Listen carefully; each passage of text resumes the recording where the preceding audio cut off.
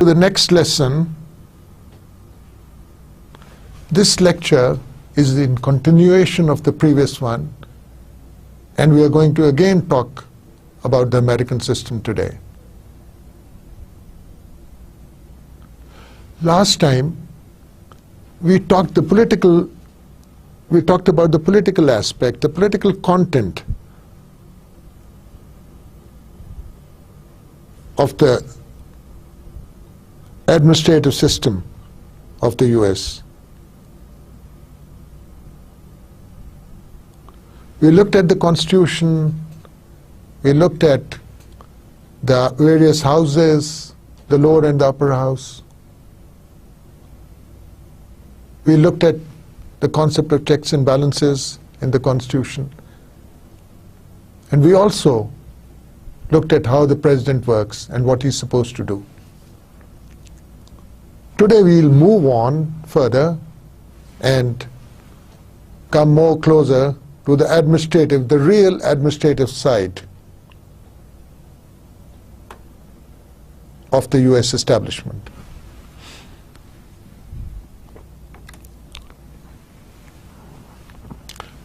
So we'll start off by looking at organizations available in the administrative system. There are three types of organizations which are available in the US: the departments, the public corporations, and what are called the independent regulatory commissions. Departments से तो हम सब लोग वाकिफ हैं, हमारे पाकिस्तान में इतने डिपार्टमेंट्स हैं, इतनी मिनिस्ट्रीज हैं, इसी तरह बेपनाह पब्लिक कॉरपोरेशंस हैं, और हमें ये भी पता है कि हर डिपार्टमेंट का एक स्पेसिफिक काम है. जो डिपार्टमेंट ऑफ वर्क्स है वो वर्क्स कर रहा है और डेवलपमेंट का काम कर रहा है. जो डिपार्टमेंट ऑफ हेल्थ है उसका अपना एक डिफाइंड काम है. जो डिपार्टमेंट ऑफ एजुकेशन है उसका भी बहुत क्लियर कट है. इसी तरह सोशल डिपार्टमेंट्स के अलावा जो इकोनॉमिक डिपार्टमेंट्स हैं, चाहे वो ट्रेड एंड कॉमर्स के हों, चाहे वो इन्वेस्टमेंट से रिलेटेड हों, चाहे वो इंडस्ट्रियलाइजेशन से रिलेटेड हों, ये तमाम डिपार्टमेंट्स जो हैं अपना अपना स्पेसिफिक काम करते हैं. So a department is an organization whose work is very much clearly specified and of course is run by administrators and the bureaucracy. और पब्लिक कॉरपोरेशंस जैसे हमारे यहाँ हैं वहाँ भी हैं. वहाँ कुछ ज़्यादा बड़ी होंगी, शायद इतने डेफिसिट्स ना हो जितने हमारे हैं, शायद हो ही ना. तो बहुत बड़ी बड़ी पब्लिक कॉरपोरेशंस हैं यूनाइटेड स्टेट्स ऑफ अमेरिका में. हमारे यहाँ जैसे स्पेसिफाइड काम है, लेकिन नेचर काफी डिफरेंट हो सकता है, क्योंकि वो काम जो हमारी कॉरपोरेशंस कर रही हैं अक्सर उस किस्म का काम प्राइवेट सेक्टर कर रहा है यूनाइटेड स्टेट्स में. वहां कोई एयरलाइन की गवर्नमेंट ओन कॉरपोरेशन शायद ना हो, नहीं है. इसी तरह स्टील कॉरपोरेशंस शायद ना हो, नहीं है. And what is this entity, Independent Regulatory Commission? We should have a closer look at that. This is something which over a period of time evolved in the United States and has become a very important part of the administrative system of the United States.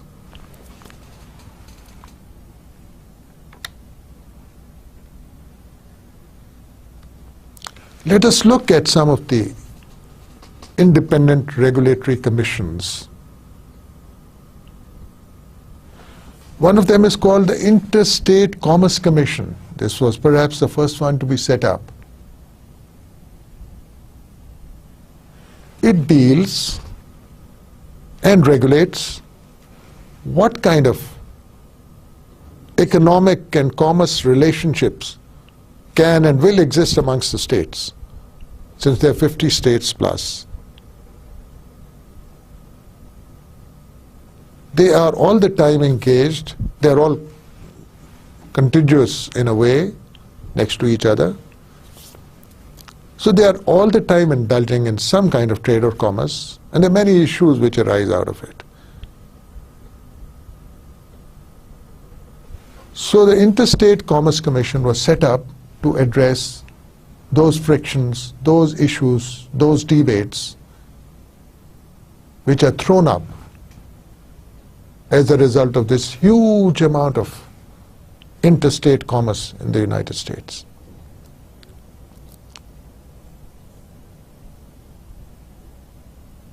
The Federal Reserve Board, extremely important organization, like we have the State Bank of Pakistan here. It manages the monetary policy of the country and much more. It regulates the financial sector to some extent. It will determine the interest rates for times to come.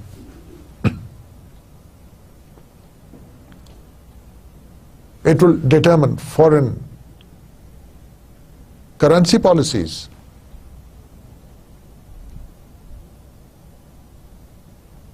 So the Federal Reserve Board is perhaps the most important financial entity in the country. And generally it is headed by very, very senior economists or finance people who have had a lot of public service.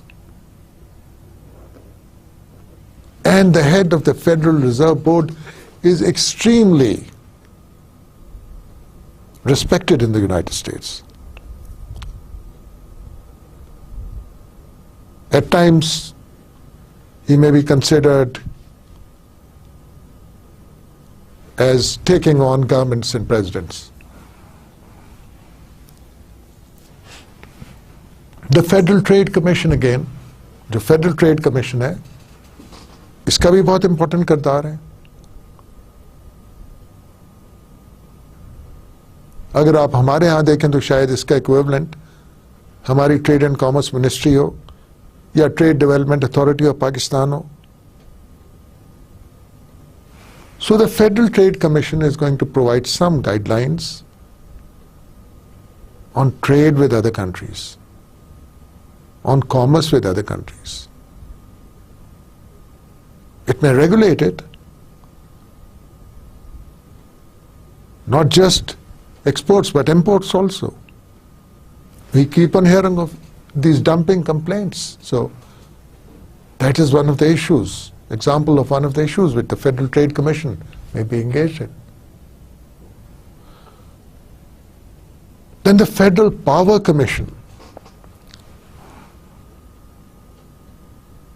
Power, as we see day by day, is becoming a most important factor of production. And the attendant problems are there all over the world. So there was this need to have a Federal Power Commission to sort out power issues. What kind of power to produce, how to sell it, at what price to sell it. The guidelines to be provided. And sometimes investments to be made. So the Federal Power Commission again is a very important regulatory commission. We do have in our own country some regulatory organizations, and when we talk about the power sector, the NEPRA comes to our mind. And you know, NEPRA has that primary role in determining the prices of power, of fixing prices for different kinds of power from different sources, from different entities. be it tidal power, be it thermal power, be it a mixture, someone's got to price it.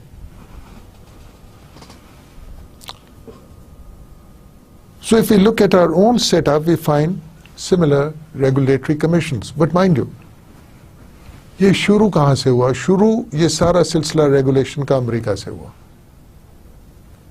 और ये काफी पुरानी है, आपकी नहीं है, पिछली सदी से चल रही हैं ये commissions which came up. The Federal Communications Commission, we know how communications are becoming more and more important. You've got the security aspect of communications. You've got the developmental and the service, IT aspect of communications.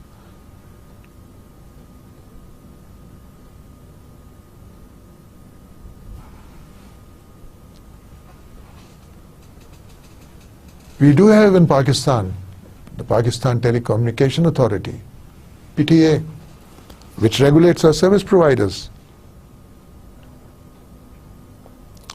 One can of course look at the roles of regulatory commissions in developed countries and developing countries, and you'll find that they differ a lot. Securities and Exchange Commission, we have it too. Very important for the private sector. If you are going to invest in the stock market, there should be some regulatory agency which is there to protect the common man. अगर आपने stock market में invest करना है तो कोई ना कोई mechanism तो होना चाहिए स्टॉक्स को ट्रेड करने का, उनकी ट्रेडिंग को रेगुलेट करने का, आईपीओ जो फ्लोट होने हैं उनका तरीका कारवजा करने का, और जो कंपनीज हैं बड़ी बड़ी उनको रजिस्टर करने का, उनको रेगुलेट करने का, उनसे इंफॉर्मेशन मांगने का, डिस्क्लोजर मांगने का, other disclosures apart from their annual reports maybe. So the Securities and Exchange Commission, they say, has played a very vital role in the development of the private sector in the US. Again, I said that the role differs in developing and developed countries. In our case,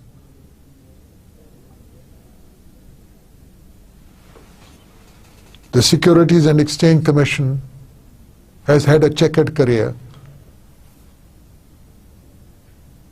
with a lot of talk about manipulations.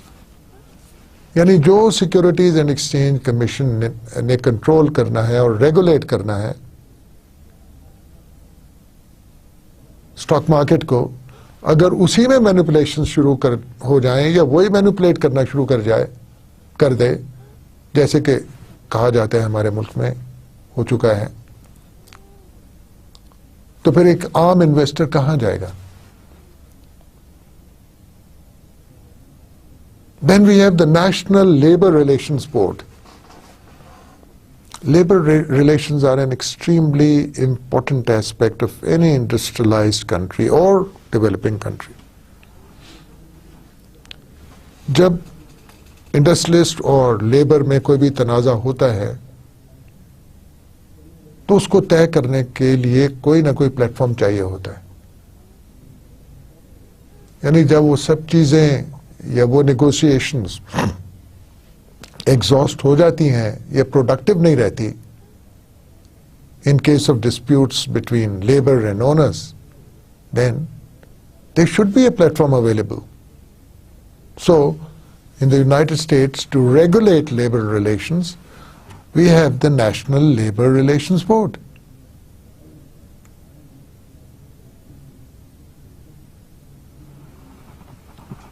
And as you know, we also have similar organizations in Pakistan which step in when there is a failure or an impasse in the relationships of the two big stakeholders, the two big stakeholders involved in any industrial unit, or for that matter even service units, service businesses, those who are providing services.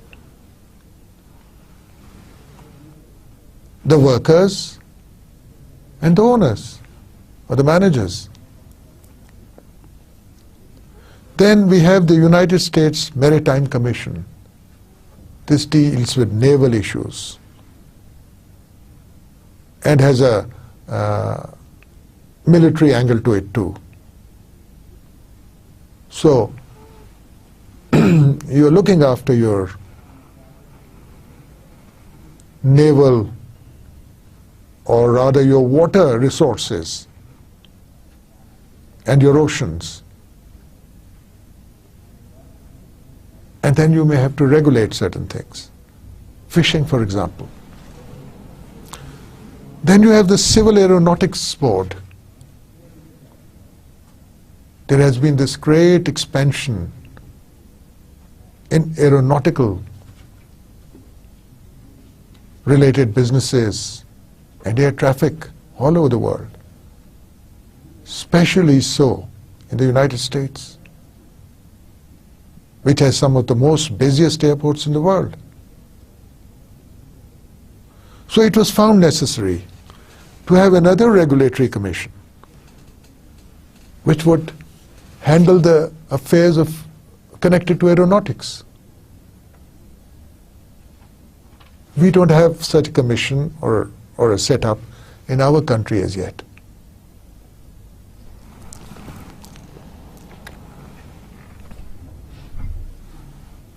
Now we'll look at some of the characteristics of these regulatory bodies. They've been called islands of autonomy,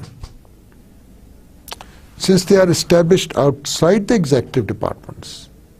ये जो commissions हैं, ये जो executive department है या administrative department है, उसका part नहीं है और ना ही होनी चाहिए, क्योंकि उन्होंने उस executive department की activities को ही तो regulate करना है. तो ये मद्देनजर रखते हुए इन सबको ऑटोनमस किया गया, बेपनाह ऑटोनॉमी दी गई है. Islands of autonomy, as is being stated here.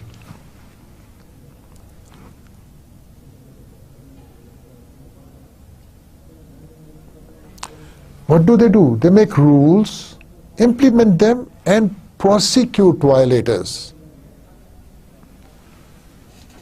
यानी वो उस एरिया में, अपने सफेयर में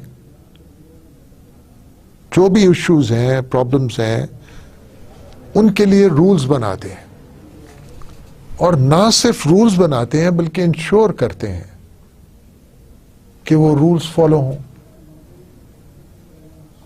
और अगर कोई उन रूल्स से इनहिराफ कर रहा है और फॉलो नहीं कर रहा, तो फिर यही कमीशन, कोई कोर्ट नहीं, यही कमीशन उनको प्रोसिक्यूट करेगी.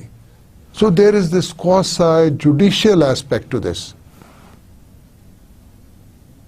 That you are going to make policies, rules, laws, you are going to get them implemented, and in case of a lapse, we will take the violator to the book.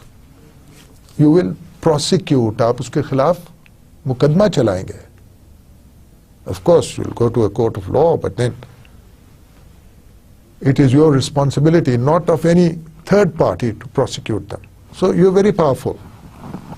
इसलिए इसको, इस किस्म की organizations को fourth branch of the government, पहली तीन हमने देखी थी, legislative, executive and judicial, इनको fourth branch of government भी कहा गया. That's interesting. They have to be powerful enough to qualify for that. और ये मल्टी हेडेड होती हैं, यानी एक बंदा इनका चेयरमैन नहीं है, बल्कि हर बंदा अपने इक्वल स्टेटस का है और मल्टी हेडेड इसलिए इनको कहा जा रहा है। They comprise of 5 to 7 expert members appointed by the president for a term of 5 to 7 years। यानी टर्म इनकी प्रेसिडेंट से भी लंबी है, 5 से 7 साल तक है। तो ये कंटिन्यूटी देखिएगा, ये एक्सपर्टीज का यूज देखिएगा, that in these regulatory commissions you have these members appointed for a fairly long tenure।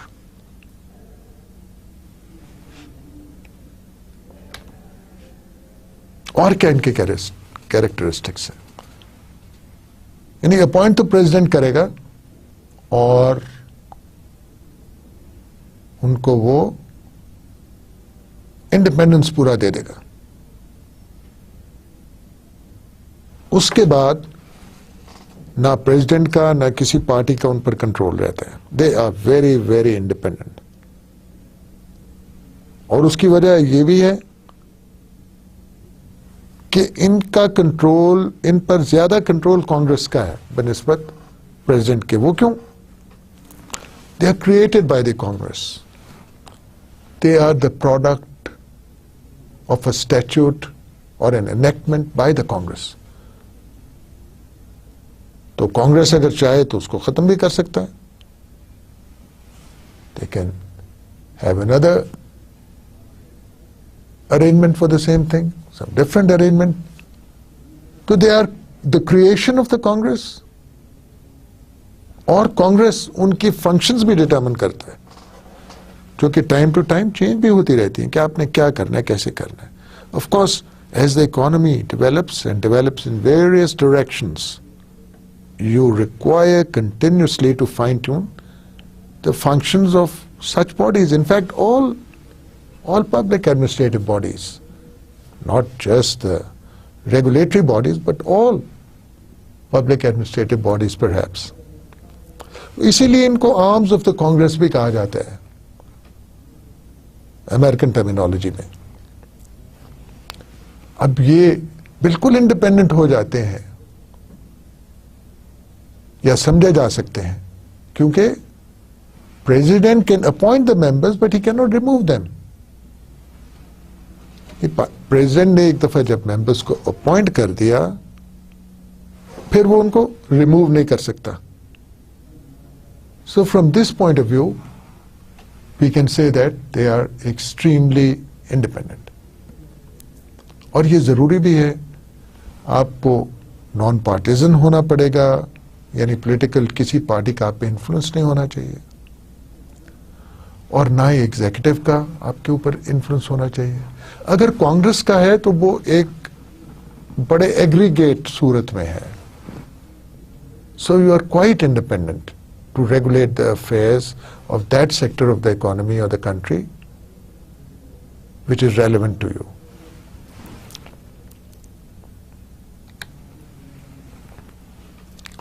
अच्छा, एक और इंटरेस्टिंग चीज इनकी ये है कि इनकी सेनेट की मेंबर्स की तरह ओवरलैपिंग टर्म्स हैं, क्योंकि they are appointed from time to time, so there is this continuity. So in such a commission you are ensuring continuity, unlike the commissions in our country, because they are not multi headed, you got a head there, and they are also the terms are at the most 5 years in such commissions, less in some of them, maybe 3 would be a typical one, but are not overlapping. You appoint members from time to time in these commissions in the US so that the continuity is there. And of course their jurisdiction is nationwide.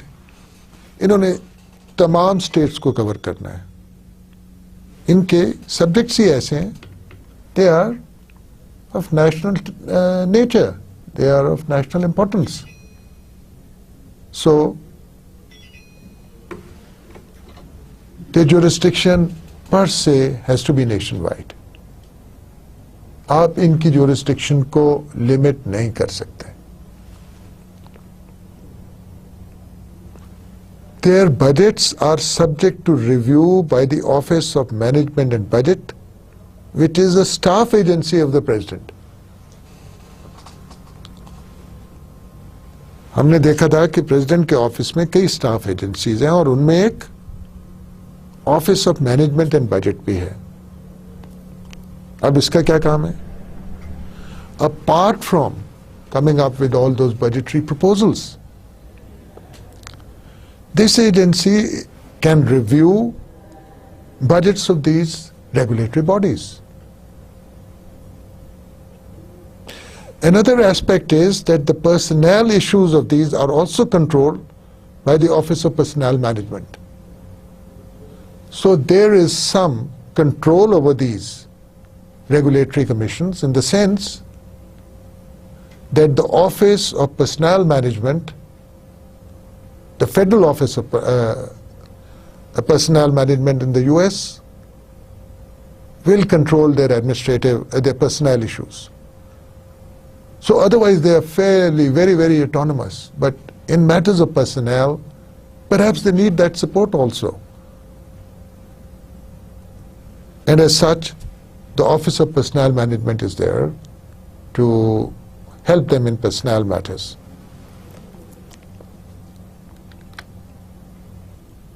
Continuing with the characteristics of these organizations, these regulatory commissions, we see how they are interacting with the Congress. In a way, they are subject to the Congress, for the simple reason that that is where they get their budget from. The Congress makes the annual appropriations for them. And the Congress is also the watchdog for them in a way. Congress जो है वो उनकी working में के बारे में investigations order कर सकती है, और अगर जरूरत हो तो उनका जो दायरा कार है उनकी कॉन्स्टिट्यूशन को चेंज कर सकती है. It can even abolish them.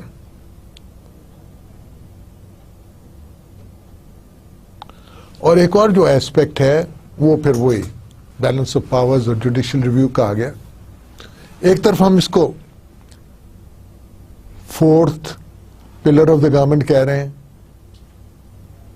in regulatory commissions ko, but their actions are also subject to judicial review by the courts. And if, of course, if something is found not in keeping with the laws of the land, that decision would be struck down and declared void.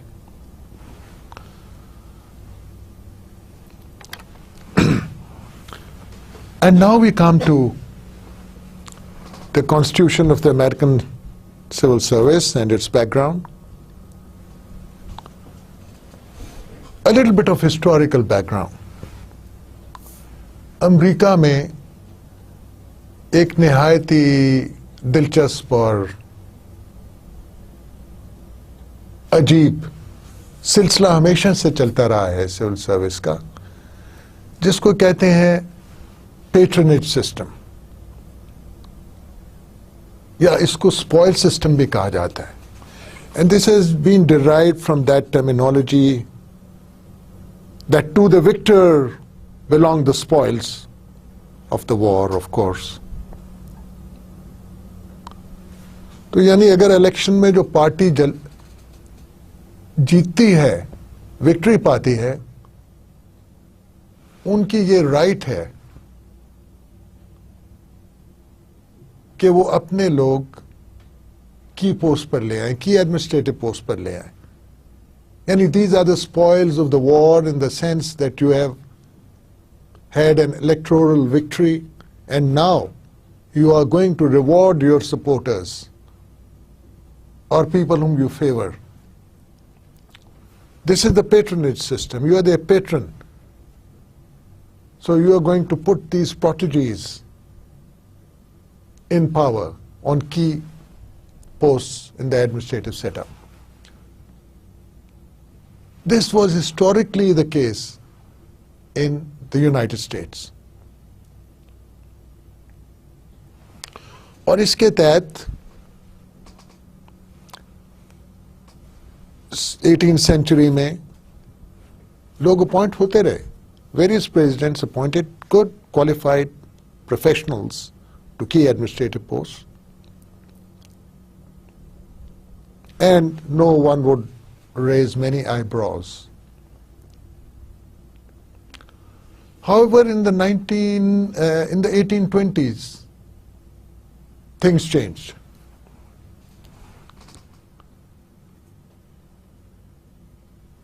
A lot of inefficient people came into the system. And no qualification or technical or professional expertise was kept in mind when doling out this political favor. यानी जैसे कैसे भी लोग थे जिन्होंने आपको support किया, आपने उनको की एडमिनिस्ट्रेटिव पोस्ट पे भिजवा दिया. ये जब ट्रेंड 1820s में शुरू हुआ तो उसके खिलाफ बहुत ज्यादा रिएक्शन हुआ, क्योंकि इतनी ज्यादा करप्शन आ गई और इनएफिशिएंसी आ गई और पार्टीबाजी आ गई. हर पार्टी जो पावर में आती थी अपने लोग लेके आती थी, इनएफिशिएंट लोग लेके आती थी, करप्ट लोग लेके आती थी. And then there was a public reaction to it, और एक मूवमेंट स्टार्ट हुई कि जनाब we need reforms. There should be public sector reforms.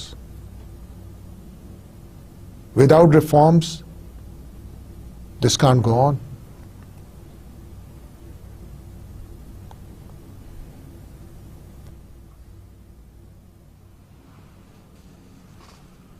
और ये इतनी शिद्दत इख्तियार कर गई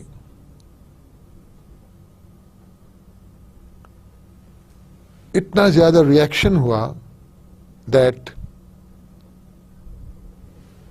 the establishment had to bring in reforms. इस तरह सिविल सर्विस एक्ट ऑफ 1883 मारज़े वजूद में आया. This is also known as the Pendleton act. और इसके फीचर्स क्या थे? Spoil system was partially abolished. Kindly notice, not fully abolished, only partially abolished. In fact, very partially abolished. लेकिन गालिबन वो प्रेशर जो पड़ रहा था, वो जो मूवमेंट थी, जो रिएक्शन था, उसको मैनेज करने के लिए ये एक्ट पास किया गया. Perhaps at the bottom of their hearts, the politicians didn't want to change this. Theoretically, they did establish the merit system कि जनाब जो लोग की पोस्ट पे एडमिनिस्ट्रेटिव पोस्ट होंगे, they will have to come on merit. And we know what are the characteristics of a merit system. We have already looked at them. तो merit system establish कर दिया उन्होंने, और साथ ही the United States Civil Service Commission बना दी. This was a big step and a very positive step. जैसे हमारे यहाँ फेडरल पब्लिक सर्विस कमीशन है, फिर प्रोविंसेस के अपने सर्विस कमीशंस भी हैं, जो बड़ी जांच पड़ताल के बाद एटलीस्ट थियोरेटिकली लोगों को सेलेक्ट करते हैं फॉर वेरियस इंपॉर्टेंट पोस्ट. तो ये 1883 में जाके अमेरिका में United States Civil Service Commission बन गया.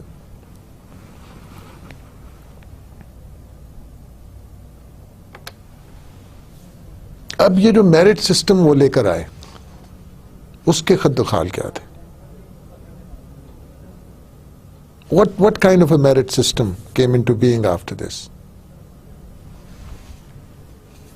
Only 10% of the positions in civil service were given within the purview of the commission. यानी ये तो तकरीबन मजाक ही था कि सिर्फ 10% फेडरल पोस्ट जो हैं आप वो सिविल सर्विस कमीशन के जिम्मे करें कि जी आपने रिक्रूटमेंट सिर्फ इन 10% पे करनी है। और उसके अलावा फिर जो आपकी स्टेट और लोकल गवर्नमेंट्स थी उन पे तो कवरेज ही नहीं था मेरिट सिस्टम का। They were not included in this whole scheme of things. तो ये एक अच्छा कदम था, लेकिन of course not sufficient, not enough. So naturally the public felt that enough had not been done. अभी बहुत कुछ करना बाकी था। So as a result, in 1940, we find the Rams-Pact Act come into being. उसने ये किया कि it extended the coverage of merit system to 90% of the federal jobs. This was a big step. यानी 90% के करीब 90% पूरे जो फेडरेशन के जॉब्स थे, फिर स्टेट्स को नहीं टच किया, फेडरेशन के जो जॉब्स थे उनको उन्होंने कहा उन पर जो रिक्रूटमेंट होगी वो बिल्कुल मेरिट सिस्टम के मुताबिक, कंपेटिटिव सिस्टम के मुताबिक होगी, क्वालिफिकेशंस पे बेस्ड होगी।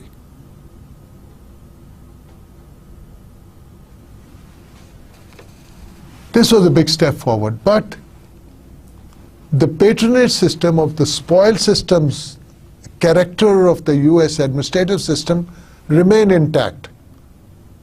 How was that? वो कैसे?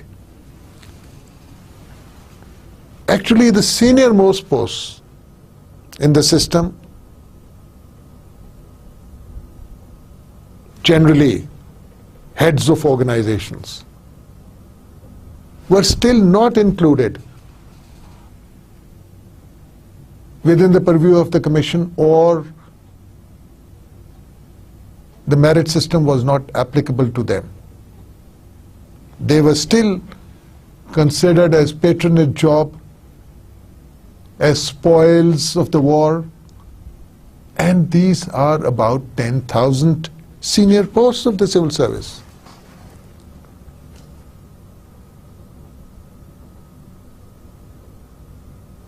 So the senior most posts never came within the purview of the merit system or the United States Civil Service Commission. ये बड़ा interesting है that the biggest power in the world, you have still the patronage system, and with change in each government, there are a lot of jobs available for people who supported that government to come into power, that particular political party to come into power. And they get them as a reward. 10,000 senior positions.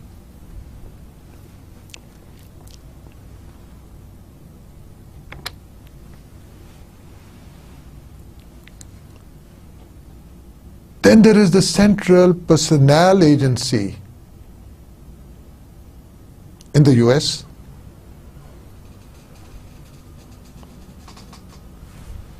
Now there is a Central Personnel Agency everywhere, in every country. And in the US, it is the US Civil Service Commission, which is the Central Personnel Agency. It comprises of 3 commissioners, और ये 1978 तक central personal agency रही।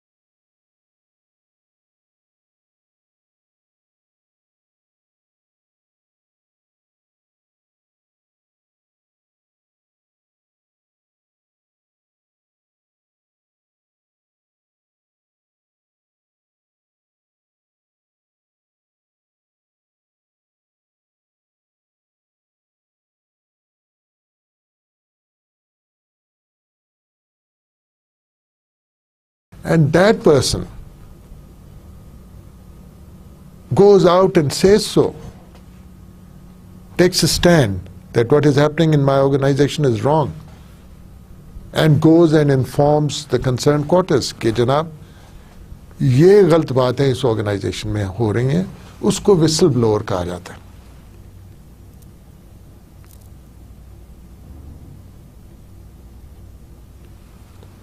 तो whistle blower जो है उसको protection की जरूरत हो सकती है, because that organisation against the practices being of his own organization, against the wrong practices of his own organization, he has raised an alarm. He has blown a whistle. That organization may not take kindly to him. So he may be mistreated in certain ways, or his privileges, his rights may be at stake. Under such circumstances, it is the protection board, Merit System Protection Board, which will guarantee him some protection and will come to his aid. In Pakistan, we don't have much of a concept of a whistleblower because most people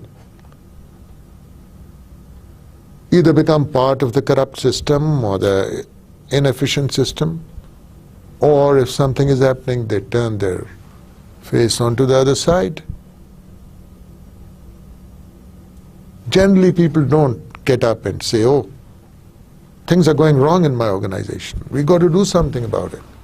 There's so much of corruption, so much of irregularity. Rules are not being followed.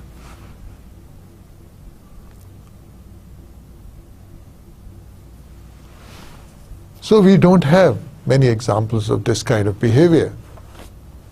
But whenever there is some such thing happening, ultimately I think it is the whistleblower who suffers.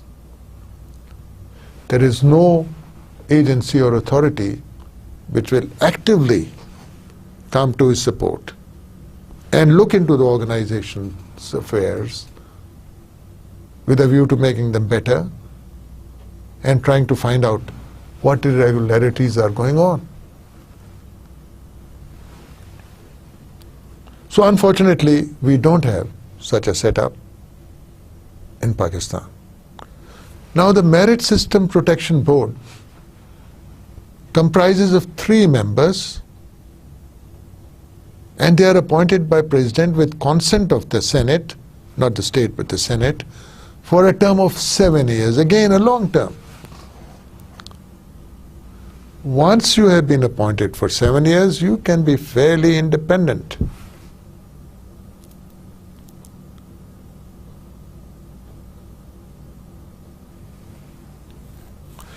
But this organization is bipartisan, so you have representatives from both the parties which generally come into power. So it can't be prejudiced or cannot be influenced by one party only. It can't lean towards what one party wants. And very interesting, within it, there is another independent office of a special counsel. Now this special counsel helps those whistleblowers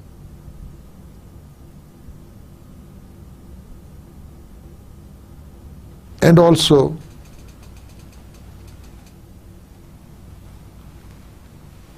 provides assistance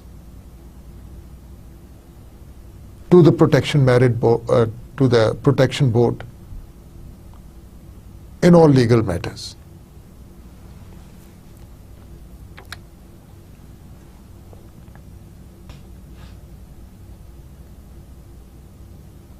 Now, till now we had been talking about the affairs of the administrative system per se, and not other civil service setups or establishments where labor is involved, which are industrial undertakings. So for them to resolve their issues, we have a Federal Labor Relations Authority. Now what does this one do? It determines the Federal Service Labor Management Relations. It administers the Federal Service Labor Management Relations.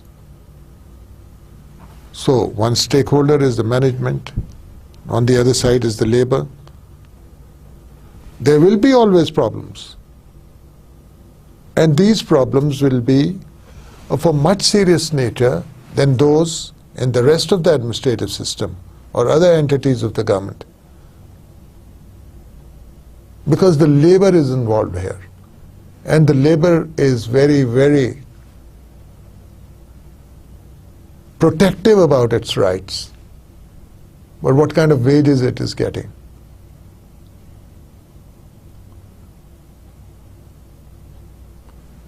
What kind of facilities it is getting,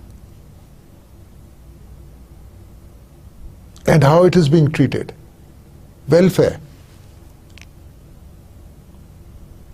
So between labor and management there is bound to be friction, and sometimes that friction can be settled by mutual negotiations between the two, and sometimes not. So a platform has been provided in the shape of the Federal Labor Relations Authority in the US to manage labor management relations in a positive manner.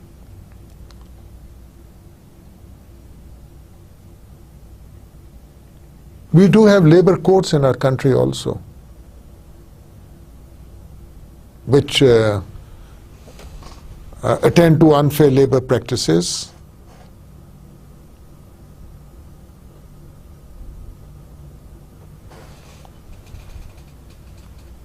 But authority of this kind is missing. The Federal Labor Relations Authority consists of 3 members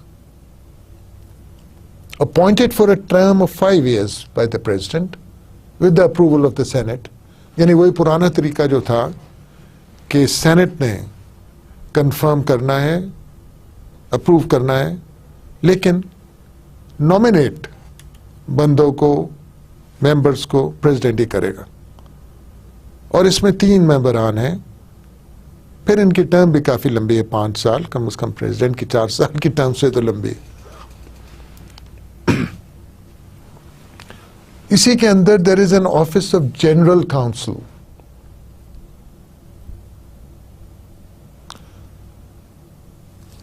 relating to unfair labor practices. So the General Council will take up issues related to unfair labor practices and assist the authority in this regard. Whenever there would be a case in which labour ये कह रहा है कि unfair labour practices हमारे साथ हो रही हैं, जो भी हों, यानी जो लॉ उनको प्रोटेक्शन देता है या उनको फैसिलिटीज देता है, they are not being honoured by the management, तो वो अनफेयर लेबर प्रैक्टिस बन जाती है। यानी अगर आपने 8 घंटे काम करना है और मैनेजमेंट आपसे 10 घंटे करा रही है, या अगर उसके लिए ओवर टाइम आपको मिलना है और ओवर टाइम प्रॉपर नहीं दे रही, तो these are unfair labour practices.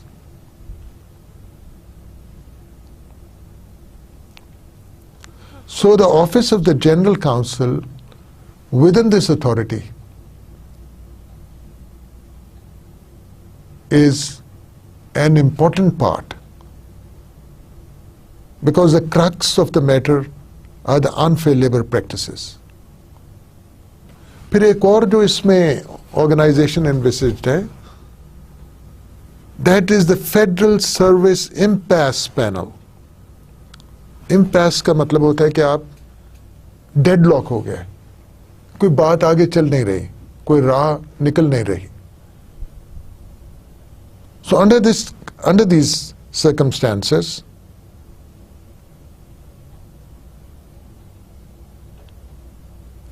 where the industry, in an industrial unit, the labor and the management have not been able to negotiate a settlement, वो किसी दरमियाना रास्ते पे नहीं आ पाए और कोई सेटलमेंट उनमें नहीं हो पाई है, तो उसको इम्पैस कहते हैं.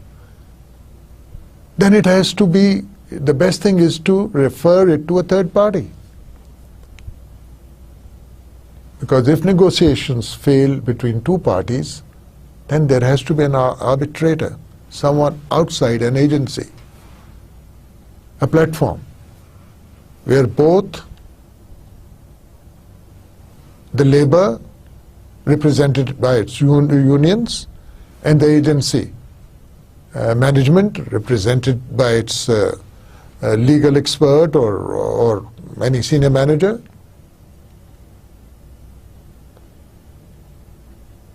can be facilitated to come to a negotiation. So the Federal Services Impasse Panel provides this facility. It provides a platform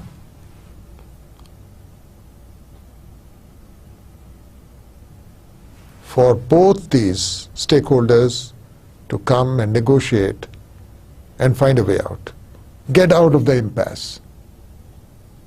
हमारे यहाँ भी ये बहुत नाजुक हैं, labor relations और management relations,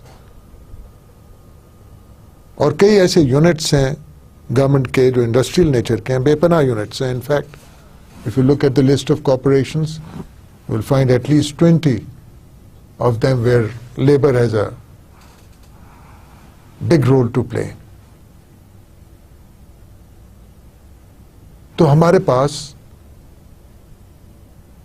इंडस्ट्रियल कोर्ट्स भी, हमारे पास लेबर कोर्ट्स अवेलेबल हैं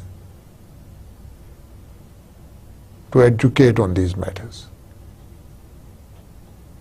and hand down a decision if the impasse prevails. And we'll end today's lecture with a summary of the aspects we have discussed.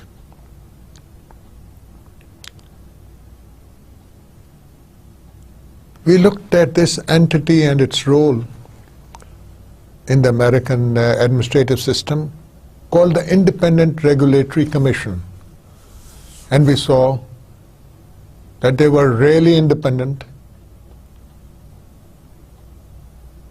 with 5 to 7 members, with a tenure of 5 to 7 years,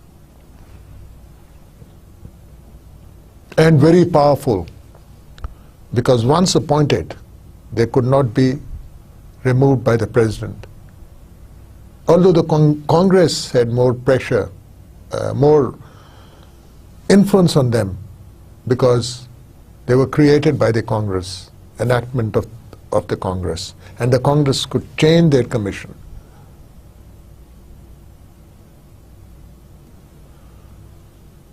And they related to the commerce, interstate commerce, to power, trade, communication, and of course 2 of the very important regulatory commissions were the Federal Reserve Board and the Securities and Exchange Commission, the former having so much relevance to the monetary policy of the country and hence the development, and also the Securities and Exchange Commission regulating all those big fortune companies in the US. After that, we started a discussion about the real administrative system, having discussed the political content and the political environment of the administrative system. We saw that patronage system had developed in the United States,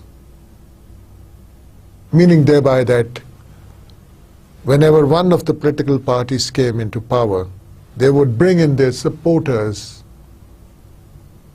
and as political reward put them into key positions in the administrative system.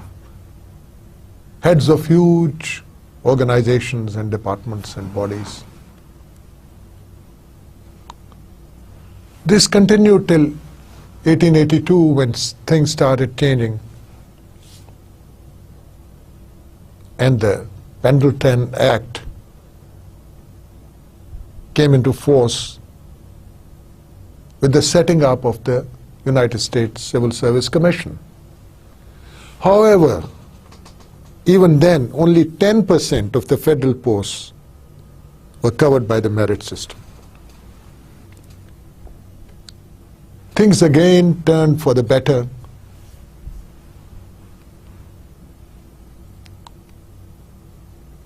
When the Civil Service Reforms Act came and the Civil Service Commission was transformed into 3 agencies.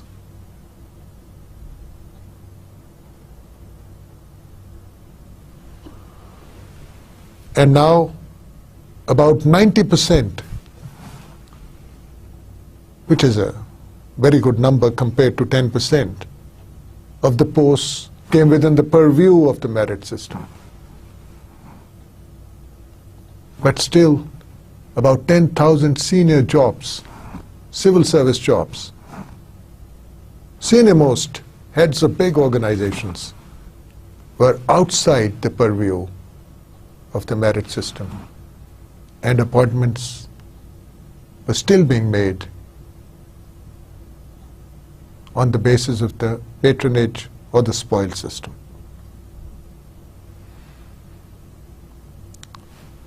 However, the 3 new organizations, successors to the US Civil Service Commission,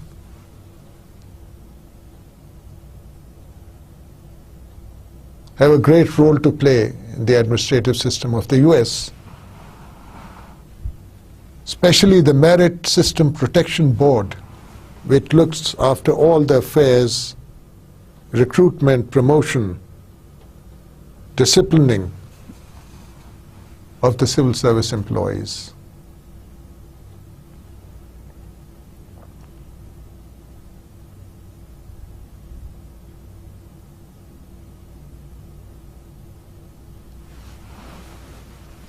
And the Office of the Personnel Management, and also the Federal Labor Relations Authority, which is the